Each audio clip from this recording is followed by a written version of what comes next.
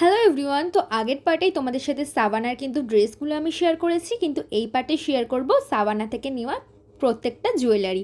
তো আমি নিয়েছিলাম এরকম 4টে টাইপের ব্রেসলেট, যেগুলো কিন্তু প্রত্যেকটা তোমরা ওয়েস্টার্ন যে কোনো শাড়ির সাথেও কিন্তু ক্যারি করা যাবে।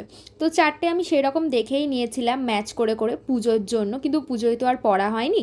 আমি তোমাদের প্রত্যেকটা পরে দেখাচ্ছি, দেখো কোনটা সব থেকে বেশি ভালো লাগছে। যদি ভালো লাগে অবশ্যই একটা কমেন্ট করো। আর প্রত্যেকটার মেটেরিয়াল কিন্তু খুবই ভালো ছিল। জানি না পরে কতদিন কি রং থাকবে না থাকবে, বাট এখন কিন্তু বেশ সুন্দর লাগছিল। তো আমি তোমাদেরকে প্রত্যেকটা পরে দেখালাম। আর তারপরে ছিল এই পেন্ডেন্টটা, আর এর সাথে কিন্তু সেম ইয়াররিং ছিল দুটো। তো এটাও আমার বেশ পছন্দ হয়েছে, যে কোনো ওয়েস্টার্ন এবং শাড়ির সাথে কিন্তু ক্যারি করা যাবে।